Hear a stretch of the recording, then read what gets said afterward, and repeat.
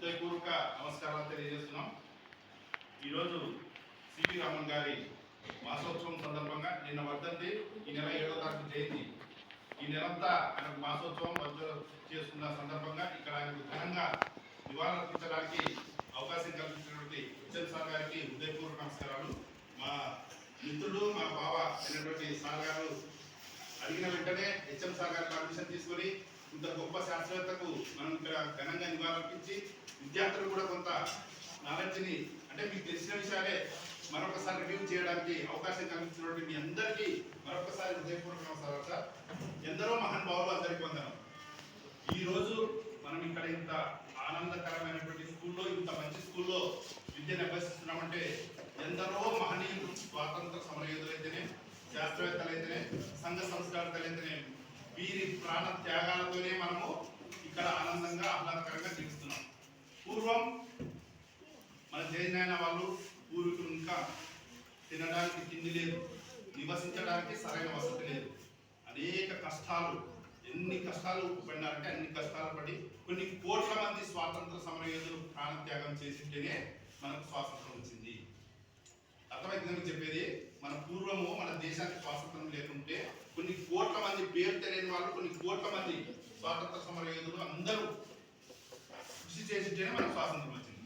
ఆ తర్వాత ఇలాంటి శాస్త్రవేత్తలు రామన్ ఎఫెక్ట్ కనుక్కొని మీరు అడిగిన వెంటనే చెప్పినారు. ఇంటర్మీడియట్ డిగ్రీ వాళ్ళు కూడా చాలా మందికి తెలియదు. వాళ్ళకి మీరు ఫోటో చూస్తేనే చెప్పినారు. ఇంత నాలెడ్జ్ తెలిస్తే ఇంత మంచి స్కూల్లో చదువుతున్న ఉపాధ్యాయులకు అందరికీ నమస్కారం, ధన్యవాదాలు తెలియజేస్తున్నాం. మీ అందరికీ బాగా మంచి నాలెడ్జ్. నిజంగా ఇప్పటికి కూడా ఇటువంటి శాస్త్రవేత్తలను కూడా కనుక్కోలేనటువంటి డిగ్రీ స్టూడెంట్స్, ఇంటర్మీడియట్ స్టూడెంట్స్ కూడా ఉన్నారు. మీరు ఇంత నాలెడ్జ్ ఉన్నందుకు మిమ్మల్ని అందరినీ అభినందిస్తున్నాను. ఇక మన దేశ గొప్ప, మన దేశానికి గర్వించదగ్గ శాస్త్రవేత్త, నోబెల్ బహుమతి మొట్టమొదటిగా ఈయనకే వచ్చింది. రామన్ ఎఫెక్ట్ కనుక్కున్నాను. ఇటువంటి వాటిని స్మరించుకోవాలా లేదా? మనం స్మరించుకోవాలి కదా. మనం పుట్టినప్పటి నుంచి 14 సంవత్సరాలకు టీకాలు వేస్తారు. మీకు సూది వేసుకుంటారా? అందరూ వేసినారా? ఎందుకు వేసుకుంటారు మన టీకాలు? Very good. మన జీవితాంతం ఒక్కసారి టీకా వేసినామంటే మనం చనిపోయేదాకా ఆ రోగం రాకుండా జీవితాంతం ఇమ్యూనిటీ బూస్ట్ గా పనిచేస్తుంది. అటువంటి ఎన్నో శాస్త్రవేత్తలు ఎన్నెన్నో టాలెంట్ కనుక్కున్నారు. టెక్నాలజీ ప్రపంచం ఇప్పుడు చంద్రమండలంలో కాబట్టి మన ప్రపంచ దేశాలన్నీ మన వైపు చూసే టెక్నాలజీ కనుక్కునడానికి మూల కారణమైనటువంటి మహనీయులు.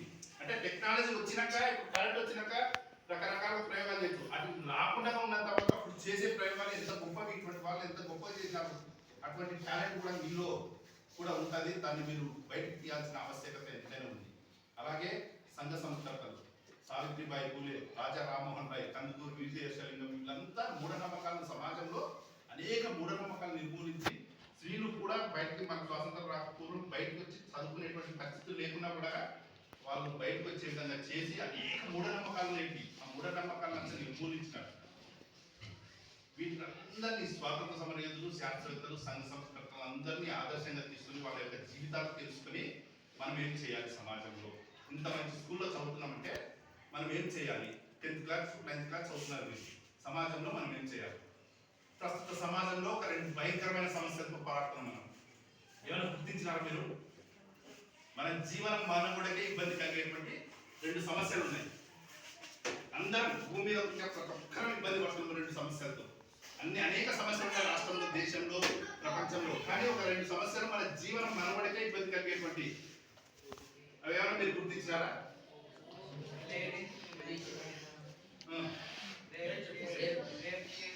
Very good. ఇంకా లేదు. ఏం పేరు? వర్షిని తప్పకుండా. వాతావరణ కాలుష్యం ఒకటి, కల్తీ ఆహారం. మీరు ఈ రోజు మన హెడ్ మాస్టర్ సార్ మాదిరి ఇక్కడ కూర్చొని రేపు పొద్దున కొన్ని వేల మంది విద్యార్థులు చైతన్యవంతం చేసి వాళ్ళని విద్యావంతులు చేసి వాళ్ళకు విద్యను బోధింపు చేయాలన్నా, లేదా ఇక్కడ ఉన్నటువంటి మన ముందర మన గురువులు లాంటి ఉపాధ్యాయులు తయారాలన్నా, ఇంజనీర్ కావాలన్నా, పోలీస్ ఆఫీసర్ కావాలన్నా, కలెక్టర్ కావాలన్నా, రాజకీయ నాయకులు కావాలన్నా, ఏమి చేయాలన్నా సమాజంలో మీరు రేపు పొద్దున మీరు పెళ్లి చేసుకొని మీ జీవితం మీరు సంసారం వర్షంగా చేసుకోవాలన్నా మనకు ముఖ్యంగా ముఖ్యమైనది ఆరోగ్యం కావాలి. ఆరోగ్యం లేకుంటే ఏమి సాధించాలి. జ్వరం వస్తే స్కూల్కి రాగలుగుతావా? కాబట్టి మనకు ముఖ్యంగా ఆరోగ్యం కావాలి. ఇప్పటికే మన ఉమ్మడి జిల్లాలో, మా కర్నూలు, నంద్యాల జిల్లాలో, ఉమ్మడి జిల్లాలో 2024-25 సంవత్సరానికి ఒక 30 మంది టీచర్లు మామూలుగా పాఠం చెప్పుకుంటూ కుప్పకూలి పడిపోయినటువంటి పరిస్థితులు కొన్ని సందర్భాల్లో చనిపోయినారు. మరుసటి రోజు వాళ్ళ పేపర్లో వాళ్ళ డేటా చూస్తే ఎటువంటి చెడు అలవాట్లు లేవు కూడా కుప్పకూలి చనిపోతున్నారు. కారణం ఏంటి? విపరీతమైన వాతావరణ కాలుష్యం. రెండోది మనం తినే ఆహార పదార్థాలు, జీవన శైలి మార్పు, మన భారతీయ సాంప్రదాయ సంస్కృతులను మనము అవలంబించుకోకపోవడం, క్రమశిక్షణ లేకపోవడం, ఇవన్నీ మనం చేసే పనుల వల్ల.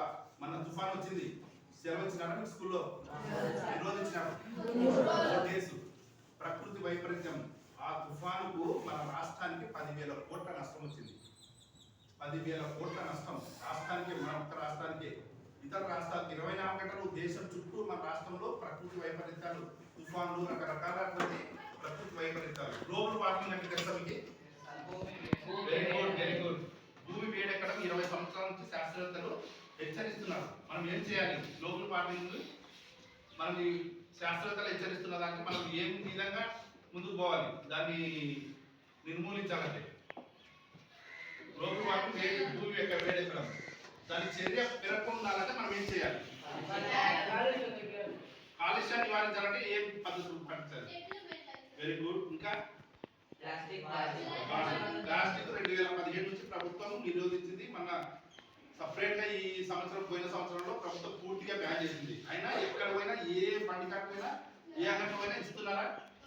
కాబట్టి స్వాతంత్ర సమరయోధులు, శాస్త్రవేత్తలు, సంఘ సంస్కృతులను అనుసరించి మనం అంత ప్రాణత్యాగాలు చేయగలుగుతామా? చేస్తామా? చేయగలమా? మనం ఏం చేయొచ్చు? మీరు సంపాదించలేదు కానీ, మీ నాన్న వాళ్ళు సంపాదించలేదు కానీ, మీ నాన్న వాళ్ళు మీకు ఇచ్చిన మనీ ప్యాకెట్ కానీ సమాజానికి పంచిపెట్టాల్సిన అవసరం లేదు. కనీస బాధ్యత, సామాజిక బాధ్యత. మనకు స్వాతంత్రం వచ్చిన తర్వాత మన రాజ్యాంగం, మనం ఏర్పాటు చేసిన బైబుల్, ఖురాను, భగవద్గీత ఎలానో మన రాజ్యాంగ గ్రంథం కూడా మనకు అతి ముఖ్యమైనది. దాంట్లో మన జీవన విధానం ఎలా ఉండాలి, మనం ఎలా జీవించాలి, మనం ఏం చేస్తే తప్పు, ఏం చేస్తే తప్పు కాదు అనేది అన్ని పొందుపరచిన, మన జీవన శైలి ఏ విధంగా ఉండాలి అనేది మొత్తం పొందుపరిచిన దాంట్లో. దాన్ని తెలుసుకోవాల్సిన ఆవశ్యకత ఎంత ఉంది. ఉపాధ్యాయులు మీరు రాబోయే రోజులు చెప్తారు. మీరు కూడా కంపల్సరీ పేపర్ చదివి టీవీలో తెలుసుకోవాల్సిన ఆవశ్యకత ఉంది. దాంట్లో మీకు ఒక సూత్రం చెప్తారు. మనకు రాజ్యాంగం పూర్తి హక్కులు ఇచ్చింది. రాజ్యాంగము ఇది స్కూల్లో తిరిగే హక్కు ఇచ్చింది, స్టే చేసింది, బజార్లో తిరగచ్చు, ఇంట్లో తిరగచ్చు, దేశంలో ఎక్కడైనా ఏ ఆఫీసులో పైన పోవచ్చు, ఏమైనా చేయొచ్చు. కాకపోతే మనం చేసే పనుల వల్ల ఇతరులకు ఏమి హాని కలగకూడదు, వాళ్ళకి ఇబ్బంది కలగకూడదు. స్కూల్లో మనం లీజర్ పీరియడ్ ఇస్తారు, ఆటలాడుకోవచ్చు. మన ఆటలు ఇతరులకు హాని కలగకూడదు, వాళ్ళకి ఇబ్బంది కలగకూడదు. అర్థమైందని చెప్పేది.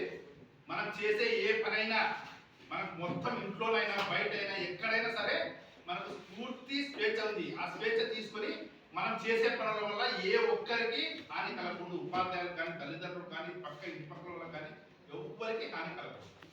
ఈ విధంగా మనం ముందుకు పోవాలి.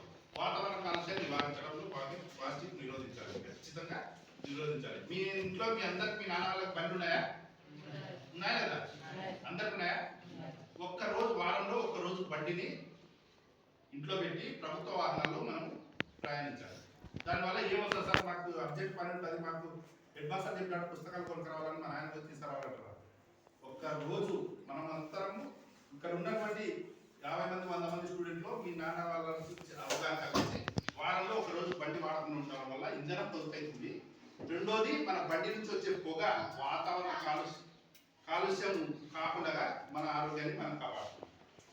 కరెంటును ఆదా చేయాలి. ఎక్కడంటే ఎక్కడ కరెంటు అవసరం లేని చోట ఖచ్చితంగా ఆఫ్ చేయాలి. మన ఇంట్లో అయినా, బయటైనా, ఎక్కడైనా. ఇవన్నీ డబ్బులు ఖర్చు అవుతాయా? మనం ఇతరులకు చెప్పడం డబ్బులు ఖర్చు అవుతాయా? మనం చదువుకుంటున్నాం కాబట్టి మన మనగడ కోసం, ఇది ఎవరి కోసమో చెప్పేది కాదు, మన కోసం, మన ముందు తరాల కోసం, మన ఆరోగ్యం కోసం, మన ముందు తరాల వాళ్ళని కూడా ఆరోగ్యంగా ఉంచడం కోసం మనం చేయాల్సిన మొట్టమొదటి పనులు ఖచ్చితంగా చేయకపోతే రాబోయే రోజుల్లో చాలా ఇబ్బందికరం. ఈ రోజు మన ఢిల్లీ, మన దేశ రాజధాని ఢిల్లీలో వాతావరణ కాలుష్యం విపరీతంగా ఏర్పడింది. తెలుసా మీకు? మరి మనం ఏమన్నా మార్పులు మనలో రావాలా లేదా? ఇప్పటికే మన దేశంలో 30 నగరాలు డేంజర్ జోన్ లో ఉన్నాయి. వాతావరణ కాలుష్యం డేంజర్ జోన్ లో ఉన్నాయి. తాగడానికి నీళ్లు లేవు. నీటిని పొదుపు చేసుకోవాలి ఖచ్చితంగా. నీటిని పొదుపు చేసుకోకపోతే ఇప్పటికే మన దేశంలో దాదాపు 20